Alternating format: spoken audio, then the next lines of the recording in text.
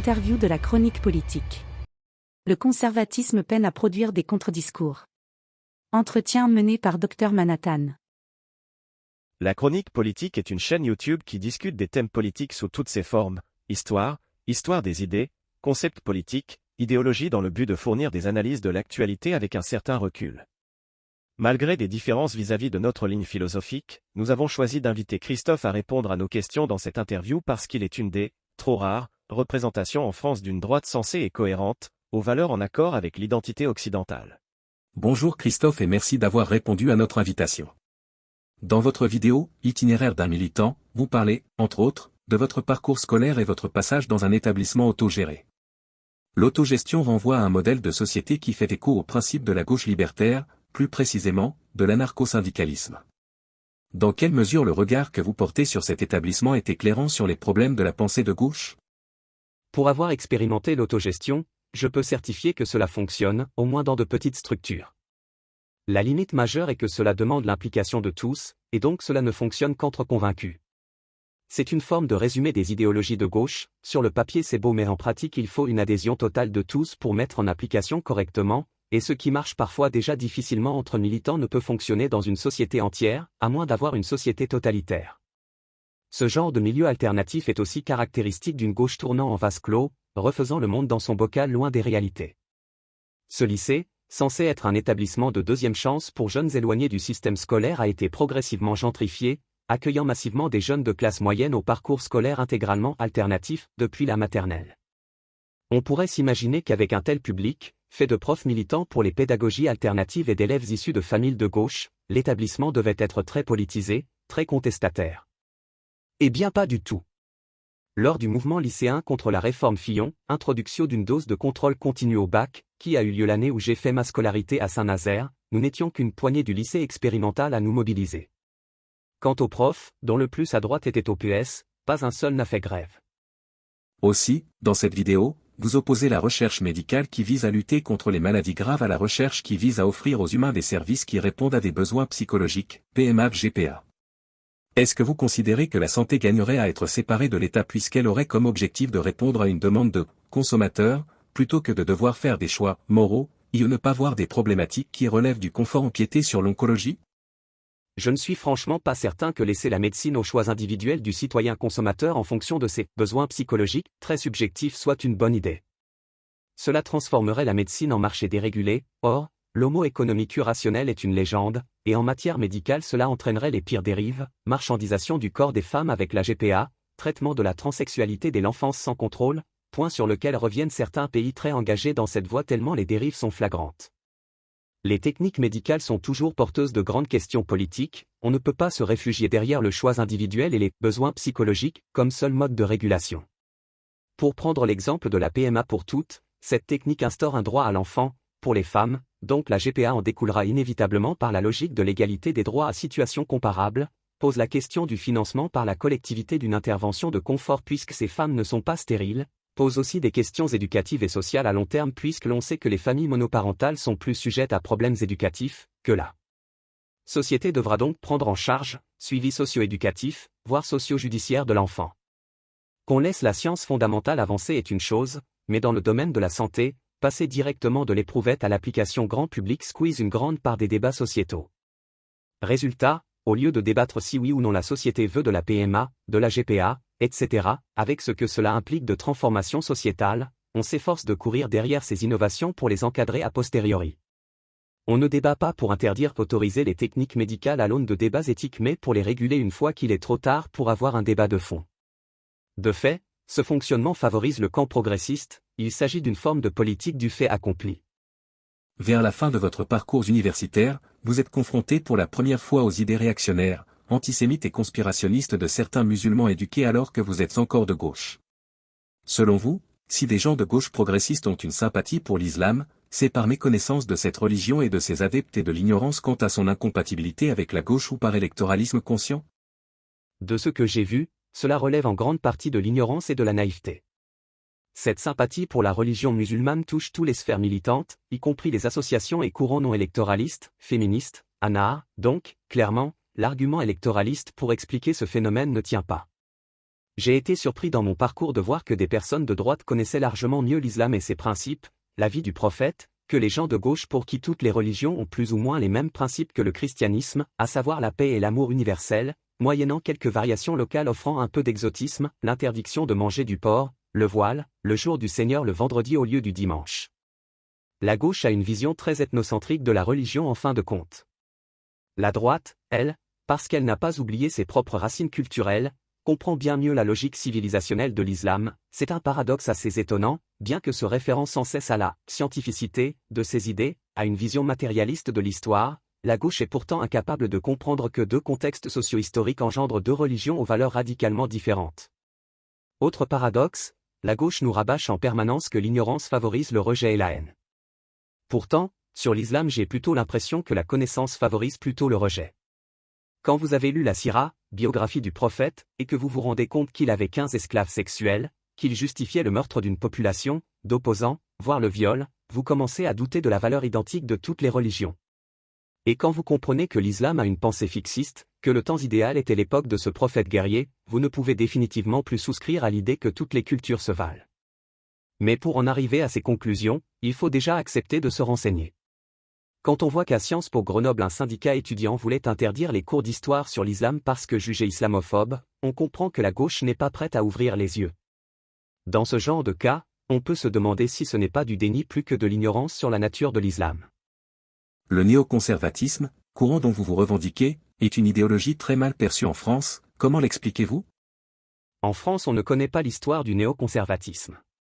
Les premiers néocons sont des intellectuels de gauche qui ont fini par passer à droite sur deux points, d'abord la défense d'une forme de modération face au radicalisme de la New Left, la gauche de campus des Radical 60s et ensuite sur des questions civilisationnelles, la défense des valeurs américaines face au communisme et au gauchisme des Radical 60s qui naissaient alors dans les universités. Leurs successeurs sont des droitards natifs qui ne gardent des premiers que l'aspect de défense civilisationnelle, y compris par les armes. En France ce sont ces néocons-là que l'on connaît, des conservateurs belliqueux à qui l'on doit quelques guerres américaines. Cette vision réductrice est dommageable car l'histoire du néoconservatisme peut nous éclairer sur les processus en cours à gauche en France, à savoir le conflit entre progressistes modérés et woke. Il s'agit d'une forme de réédition de la guerre des campus des Radical 60s aux USA ayant amené à l'apparition du néoconservatisme. À 60 ans d'écart, dans les deux cas, on retrouve les French Theory fracassant l'ancienne idéologie progressiste adossée à des valeurs classiques, universalisme hérité de 1789 en France, American Way of Life aux USA, et une réaction de ce progressisme traditionnel attaqué par les radicaux de son propre camp qui finit par parler plus facilement à la droite qu'à la gauche, cf. Le défunt Laurent Bouvet chez nous. Dans votre vidéo sur la violence policière aux États-Unis, vous décortiquez certaines statistiques pour affiner scientifiquement votre analyse sur un sujet très controversé. Pensez-vous qu'une grande partie de la manipulation politique n'est souvent qu'une exploitation de l'incapacité du grand public à analyser des données, et que c'est un problème qui peut être réglé par une meilleure éducation scientifique? Sur les questions liées aux sciences dures peut-être mais pour les sciences sociales, une meilleure éducation scientifique ne suffira pas. Il faut aussi que le milieu universitaire puisse produire du contenu sans craindre la censure idéologique, notamment venant de gauche. Justement sur les violences policières aux USA, pour traiter le sujet j'avais utilisé une publi montrant qu'il n'y avait pas de surmortalité des Afro-Américains lors des interpellations. Ce papier reposait sur une base de données du Huffington Post, l'équivalent de l'IB aux USA. Depuis, un autre papier a été publié, utilisant la même base de données, et ce en pleine effervescence Black Lives Matter. Bien entendu, disposant des mêmes données, il est arrivé aux mêmes conclusions que le premier, pas de surmortalité chez les Afro-Américains. Mais très vite, ce papier a été retiré par ses auteurs au motif qu'il était victime de mésusage. Comprenez, la droite s'était emparée des résultats, qui allaient dans le même sens que le papier précédent, pour contester la légitimité de BLM. Ces chercheurs ont probablement reculé devant la pression militante. Plus largement en sciences sociales, le problème n'est pas la formation scientifique du public mais l'aveuglement idéologique des chercheurs qui produisent en toute bonne foi du contenu politisé.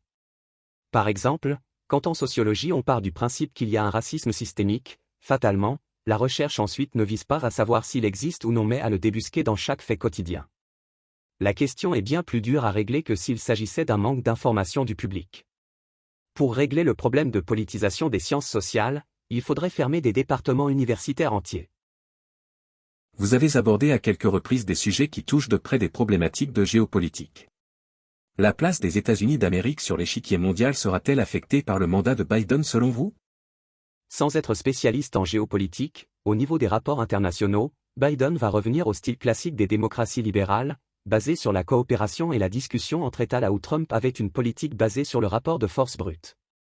Il est dans l'ADN des démocraties libérales de croire que les relations internationales sont basées sur la coopération et la discussion. Trump, avec sa méthode basée sur le rapport de force brute, avait rompu avec cette tradition.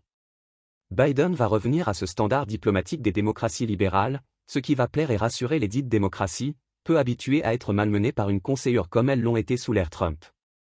Les régimes autoritaires, pour qui ce fonctionnement international à l'occidental est une forme de faiblesse, de mollesse, ce retour à la diplomatie classique va aussi sûrement être bien vu, mais pour d'autres raisons, et ce d'autant plus que Biden, tout comme Trump, a l'air assez isolationniste, renonçant au rôle auto-attribué de gendarme du monde. Pour ces régimes autoritaires, l'élection de Biden est probablement une aubaine avec des US accumulant ainsi les faiblesses des démocraties sur les questions internationales, la palabre interminable et l'indécision, et un refus de jouer aux gendarmes lié à son isolationnisme. Certains qui jusque-là craignaient l'interventionnisme américain risquent de se sentir pousser des ailes. Et manque de chance, en plus de tout cela, Biden est un incommensurable gaffeur. On l'a vu avec la guerre Ukraine-Russie, où dès le début du conflit il a clairement annoncé que les USA et l'OTAN ne prendraient pas parti militairement pour éviter une troisième guerre mondiale. Il peut le penser, mais en le formulant à haute voix il a donné un blanc-seing à Poutine pour mener ses plans à bien. Bref, Biden ayant l'air de refuser le rôle traditionnel des USA sur la scène internationale, il est probable que l'influence américaine va décliner. Puisque vous vous revendiquez de droite et conservateur, est-ce que vous voyez des limites à cette orientation politique ? L'absence de préoccupation quant au progrès et à l'innovation par exemple ? N'avez-vous pas la sensation que les conservateurs sont en réalité des progressistes avec 30 ans de retard ? La principale limite du conservatisme selon moi est son incapacité à produire des contre-discours face au progressisme. Il suffit de comparer au jargon woke pour voir la différence, d'un côté racisme systémique, fluidité de genre, hétéropatriarcat cisgenre, éco-anxiété, et j'en passe. Si ces termes peuvent faire sourire, ils permettent à ceux qui les utilisent de penser le monde, d'identifier un ennemi, une cause aux problèmes qu'ils ressentent et sont des activateurs d'engagement. Face à cela, quel concept forgé par la droite permet de penser les grandes questions actuelles ? À part le « grand remplacement », aucun. Au mieux on a des arguments religieux pour s'opposer à la PMA et à la GPA, qui ne parlent donc qu'aux croyants et les rares arguments autres que religieux sont empruntés à la gauche technocritique. Je ne suis pas sûr que les conservateurs ne s'intéressent pas à l'innovation. Simplement ils n'y comprennent rien techniquement, ils savent juste que c'est indispensable à l'économie de marché. Mais c'est un peu le lot de tous les courants politiques en fin de compte.